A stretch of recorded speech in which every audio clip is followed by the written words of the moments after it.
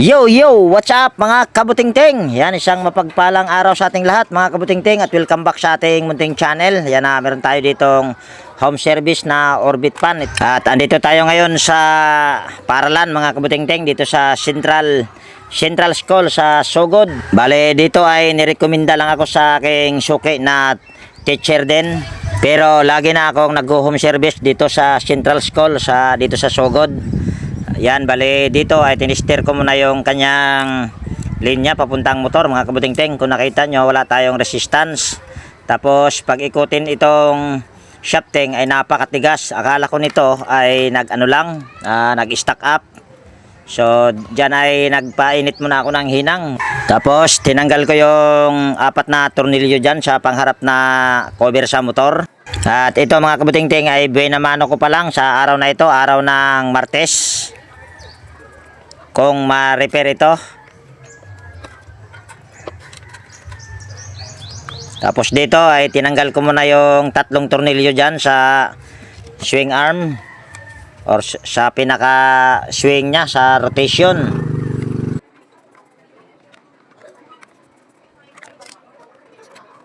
Tapos dito ay pinagpagan ko muna dahil akala ko ay ma-repair ko ito. Bali, ang nagiging problema sa electric fan na ito mga kabutingting ay nalusaw yung pinaka spacer na yung kulay puti.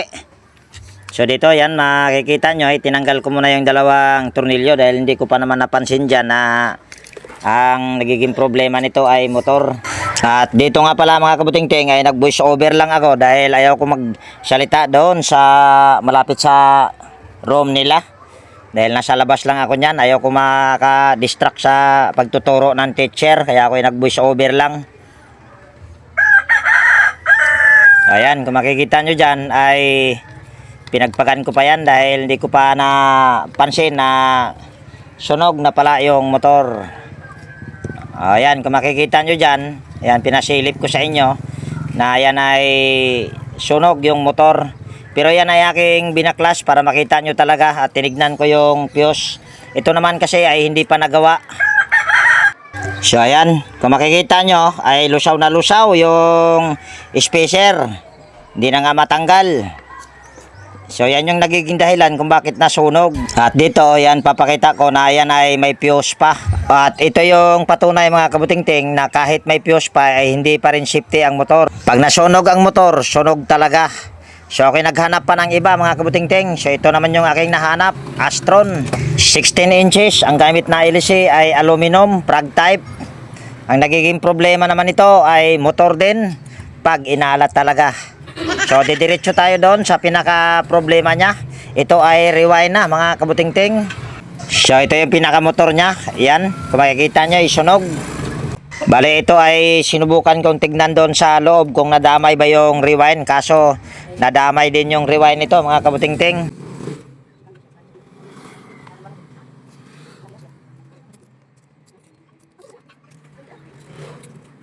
So ayan, kung makikita nyo, sunog na sunog. So pagkatapos nito ay nagbiyahe ako papuntang Tigbaw dahil mayroong ding nagchat sa akin kaninang umaga na magpagawa ng electric fan. So ayan, bali ito na yung pangatlo. Sana ma-repair na ito. Dahil yung 2, puro sablay, puro sunog ang motor. Bali ito daw ay nilinis. Ayaw nang gumana nung tinesting. Pero ito daw ay mabagal na. Habang ito ay nilinis pa. So tingnan natin. Tama nga ba yung sinabi ko? Bali tingnan natin. Yan, kung makikita nyo wala. Ewan ko lang kung may react yung motor. Tingnan natin dito. Ayan, wala. Walang power. Napakalinis. Yan nga brand nga pala nito ay Panasonic 12 inches. 16 inches. 12 inches ka dyan, inting. Yan, tanggalin natin ito ang screen. Nilinis nyo tunay. Dahil malinis na malinis, parang bago pa. Bali ito mga kabutingting ay nag-chat lang yung nito sa akin. Yung tawag niyan, yung may-ari nito nasa Amerika. Ito yung panghuli ko, ito yung hinuli ko dahil malapit na lang ito sa amin. tigbaw kasi ito. Ako utikon. Kaya, sandali ha. Huwag na ito. Yan, ikutin muna natin yung shafting. Naku, napakatigas. Kailangan pala talaga natin itong tanggalin. Nilinis ito pero tingin ko hindi ito nilagyan ng langis. Dapat pag naglinis, automatic ay dapat lagyan ng langis.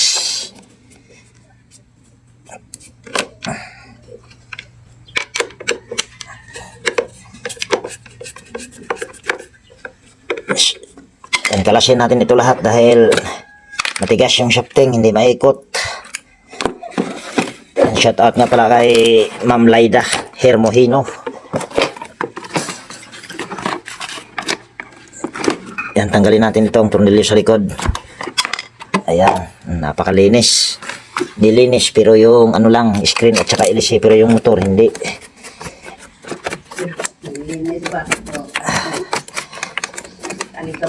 Grabe, alikabok na eh.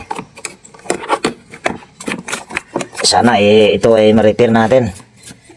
Dahil, oops, kagbuwang natumba pa yung ating kamera. Sagi sa ring kamay. Kagbuwang talaga.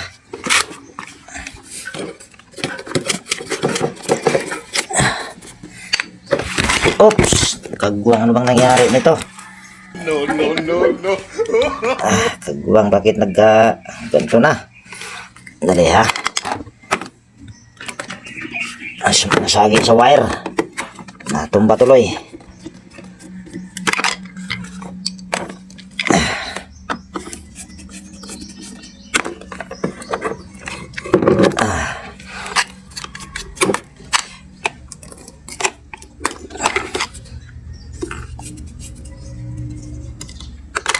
Ito pwede itong kaya siya bumagal dahil siguro maganit na yung shafting nito kaya bumagal. Pero malalaman natin mamaya kung may problema ba yung kanyang capacitor. Check na lang din natin mamaya.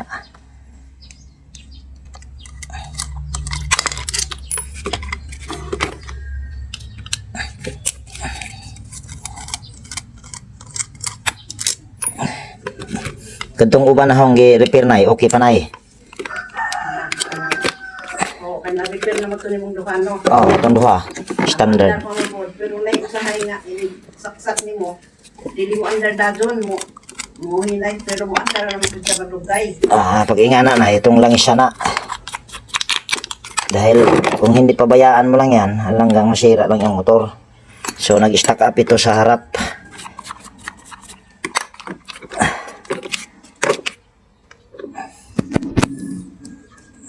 Yan. Bali, ito ating iangat yung housing. Dahan-dahan lang dahil yung mga cable tie nito ay wala na. Kapatid-patid na. Dahil lumutong na. Yan ha. Yan, pagpagan muna natin ito. Napakaganda ng motor nito.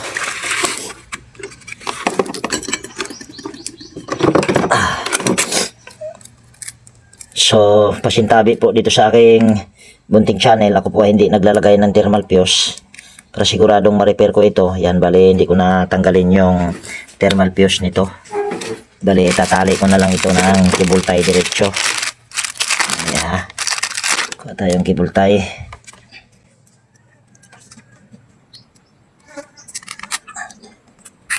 Ayan. Ayan. Tapos, tali din natin ito dito banda. Kahit wag na natin isali itong wire sa capacitor. Mo nagtutog ka, adyo na, sukad. Oo. Ligon na ni Nay. Ganyan nga nga brahan. Lagi. Putulin lang natin. Ayan. Tapos, dito ay lalangisan ko na lang yung kanyang foam dahil mamaya makikita nyo sa shafting mamaya ay napakakinis. Lalangisan ko lang yung ano niya, foam. So ito yung ating ayos lang. Mga natamihan ko yata ng paglagay ng langis yung foam niya. Ayan, Pwede na yan. Ayan, nagtulo-tulo pang kagwang. So ito yung sinabi ko sa inyo na napakaganda pa ng kanyang shafting. Kaya hindi ko napapalitan ito ng bushing. So dito sa harap, mukhang ayun. Tingnan natin. Ito mukhang magpapalit tayo dito sa harap ng bushing dahil ano na, mukhang may groove ng konti. Kuha tayong liha muna. So ayan, lihain muna natin itong shafting. Silipin muna natin yung bushing sa harap kung okay pa ba. Pero tingin ko ay mayroon na itong tama dahil yung kanyang shafting mayroon ng groove konti. Hindi katulad dito sa likod. Ayan mayroon ng mga groove yan. Yan, yung makikita nyo yung kintab-kintab na yan. Yan, groove niya yan or gas-gas. So tayo magpapalit ng bushing. Itong lock na ito, pwede mo nang hindi ibalik yan pag mga ganyan. Dahil dito pa lang sa lock na ito ay matigas. Ayan. Itong gagawin ko, magbabypass ako para siguradong ma-repair. Dahil pag kuha pala naman tayo ng bushing. Ayan, ito yung ating bushing. At sinabi ko kanina, dahil sa katulad doon sa una kong home service sa Paralan na electric pan, may fuse pa yon pero nasunog dahil sa spacer. So kahit may fuse, basta masunog ang motor, masusunog talaga yan mga kabutingting. Dali, kuha tayo ng flat screw na gagamitin natin. Ayan, ito yung ating gagamitin na flat screw. Matigas ito na na lock.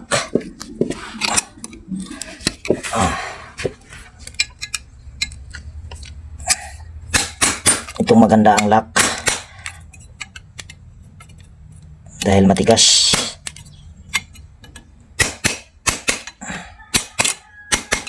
Ayan, pwede na yan. Ayusin muna natin. Ayan.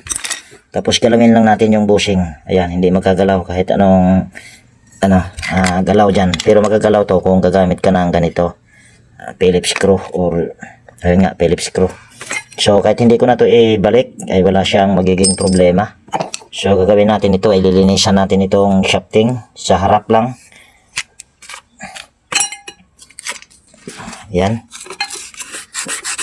Lihain lang natin. Lihain ko pala. Hindi pala tayo. Bagay tayo na rin. Para lahat.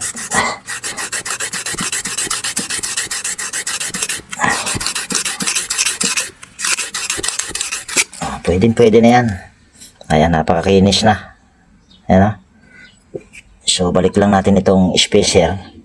At wala tayong babawasin na spacer dyan. Basta mga ganitong Panasonic ang brand na ganitong modelo. So ito ay ating assemble na. Yan, lagyan lang natin itong langis yung shafting. Ganon din dito sa kabila. Ayan. Tingnan natin. Ayan, meron tayong nahihila. So babalik lang natin itong 4 na tornilyo.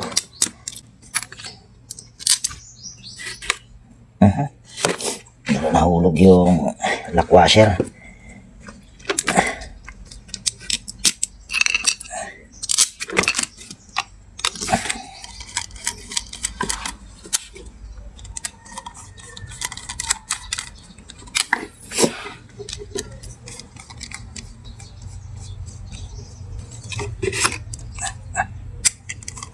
Matuman ngayong araw na ito.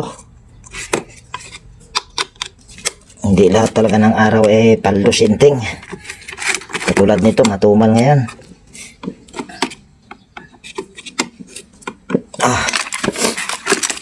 Align lang natin. Ayan. Ayan, pre-wheel na pre-wheel. Balik natin yung C-clip. Ayan, tapos bali, putulin na natin itong kapasitor para matester natin. Huwag lang natin isagad. Ayan. Ito ay 1.5 microfarad. Mukhang walang energy si Inting sa pagsasalita. Parang wala pang tanghalian si Inting. Anong oras na ngayon ay? Ambot sa niya ng oras abi. Tanaw ko rilo. Alam ko mag alas 2 na yata ngayon. Alas 2 na or alas 2 mahigit. Medyo malabo yung ating kamera. Ayan. Ayan, kitang-kita sa mata. So, set natin ito sa capacitance. Yan. Tapos, ito yung tester. Capacitor. So, ito ay 1.5. Tingnan natin. Kung ito ba ay 1.5, yan. 1.4 pa mahigit. Ibig sabihin, okay pa itong capacitor na ito. At tama nga ko dun sa sinabi ko na kaya siya bumagal dahil lang doon sa maganit yung kanyang shafting, hirap na siyang umikot. Pero kung nilagyan ito ng langis, siguro hindi pa ito marirepair. Yan ang pinaka-importante talaga pag naglinis tayo. Kahit isang beses lang sa isang buwan ay dapat maglagay din tayo ng langis. So ito yung ating balatan dito. Tapos hanapin natin yung kulay puti na wire na nasa loob. Dahil hindi ko tinanggal yung fuse doon dahil kung halimbawa pag doon naman minsan nadidisgrasya kahit anong galing ng manggagawa ay minsan ay nakakaputol ng hibla doon. Kaya ang ginagawa ko para sigurado, ang ginagawa ko ay bypass. So ito yung puti. Ayan, putulin lang natin. Kaso mahirap putulin.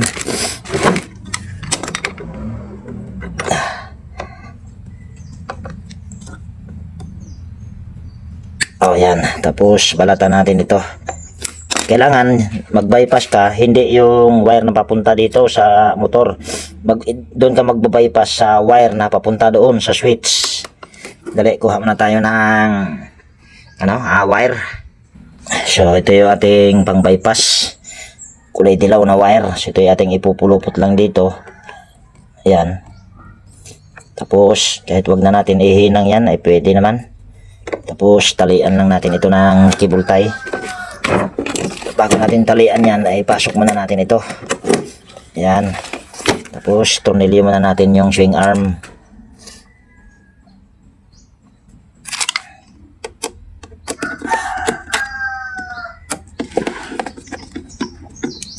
Tapos, higpitan lang natin ito ng bahagya. Ayan. So, ito yung ating dali ha. Sana ba yung kapasitor ang kagwang? Ito. Yan, bali, iano ko muna yung tawag niyan. Kabit ko muna yung kapasitor dito. Pati ito. Yan, susunod mo lang sa kakulay or kahit hindi, wala nang problema yan. At hindi ko na ipakita yung pagkabit. So, ayan, bali, nahihinang ko na yung wire. Yan, nadugtong ko na yung ng kapasitor. So, ngayon ay testing natin ito. Yan, saksak ko muna dito yung power cord. Tapos, steady ko lang ito. Tapos, dapat ang iikot nito ay paganyan. Yan, paganyan, no? Kita ba? Ayan, tingnan natin. So, pindutin ko muna dito sa number 1. Yan, tapos, tingnan natin. Kis-kis lang natin. Ayan. Ang ikot nito ay sakto. Yan, pakanan. Ayan, no? Ayan, saktong paikot niyan. So, hugutin lang natin. Tapos, ito ay ilagay natin dito. Pasok natin dito. Malaki naman butas nito. Bali, hindi ako gumamit ng electrical tape. Mas maganda ito dahil malinis tignan at safety para sa akin. Ewan ko lang sa iba. Kung safety nga ba? Mukhang mali yata ako ha. Dali. Dito pala dapat ito ipasok. Ayan. Bago natin ipasok dito. Para malinis.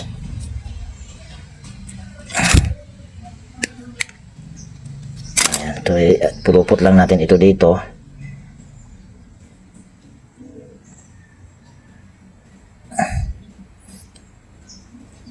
Tapos sinangin lang natin ulit.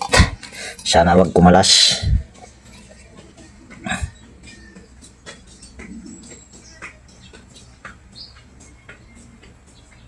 Ayan. So ito yung ating igaganito lang. O, ayan, mas matibay. O, ayan, tapos kanina may tornilyo ito. Dito na natin ilagay. Ayan. Ito po, maganda rin kung dito mo ilagay para pag naghila-hila ka dyan ay yung takip ay hindi basta-basta nababasag. Mas maganda kung dito mo siya isama sa pag tornilyo yung kapasitor. Ayan. Ito yung ibig kong sabihin kanina na pagka ihila mo siya dahil dito mo nilagay yung kapasitor, hindi basta-basta napuputol yan. Minsan napuputol yan. So ito yung ating i-assemble na. So yun lang yung nagiging problema sa electric fan na ito. Thermal fuse. Tapos ano lang, bushing. Nako, ayaw itong aking itong aking Paano kayo nakikontak na slide ni mo? nagchat-chahin kanina, Nay. Kinaingon mo lagi ko. Nawa na lagi na. Kapon, pumapuna nga. Pero man, lang siguro ito na. Bago lang to, hindi gumana, Nay. Oo. Ako lang ay. Di pa man ang dugay nga. Kurang kahapon na ito sa kadlaw. Usam na po kayo electric fan nga. Wall fan. Kuba. Kaya man may mga to. Kubay. Pahangin.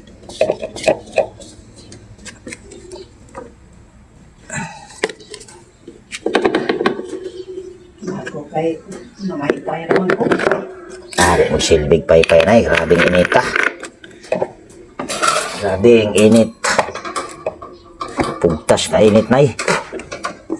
Grabing init ka, karon. Hindi, pero hindi mo man sa maanan. Kay, Oo. Maupod. pero pwede sa ko usahay, pero hindi ko buhay mo. Pinahutay. Ay, dali pala mga kabutingting. Untik na makalimutan. Kailangan natin itong itali sa cable tie. Yan. Dahil para hindi pangit tignan. Tsaka pag naputol yung cable tie doon, hindi basta-basta mahila pagka nag-swing. Oh, yan. Saka natin takpan yan.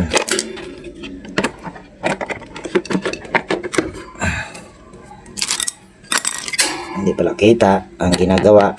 Ayan.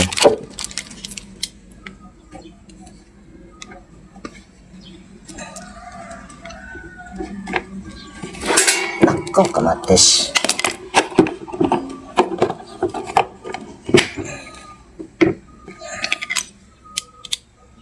Kamatis. Ay. Bugtok. Mahirap pagka yung ating Phillips screw walang magnet. Nako, kamatis talaga. Ayan, gamit tayong ibang Phillips screw dahil walang magnet. Yan, hindi magnet na. Mayroon. Ayan. Salpak natin. Ayan. Ayan. Dumihan na, Nay. Punasan mo na lang ito mamaya, Nay. Ayan. Saksak natin. Uy. Dali. Ayan. Umandar na. Yan ay number 1 pa lang. Lagyan natin sa number 2. Ayan. Okay na. Number 3. So yan. Mabilis pa ito mga kabutingting. So kahit pa paano nakaisa rin ako sa araw na ito. Medyo hindi maganda yung araw natin ngayon. Napakatumal. Tapos yung ating yung isa ko pang home service doon sa paaralan ay sunog pa. Kaghanap ako ulit, sunog din. Kamatis talaga. So ito yung okay na. So ginawa ko lang nito ay nagpalit lang ng bushing tapos nag-bypass dahil sira yung kanyang thermal fuse. So ayan, bali dito ko na po tapusin ang video natin sa araw na ito. At kung nagustuhan nyo, yan baka pwede pong palike at pakishare. At higit sa lahat, kung bago po kayong napadpa dito sa aking munting channel, yan baka pwede pong hilingin ko po ang inyong pag-subscribe at pakipindot na rin yung notification bell at ilagay sa all para ma-notify po kayo pag mayroon akong mga bagong i-upload na video. At shoutout ko lang din si nanay para makita na ang kanyang anak na nasa ibang bansa. Ito, yanay, kaway-kaway sa yanay. O yan, yan yung nanay sa nag-chat sa akin ito na nasa Amerika. So ayan, ako'y mag-iwan na po sa inyo ng ingat tayo palagi at God bless po sa ating lahat mga kabutingting. Yan, bye-bye na po.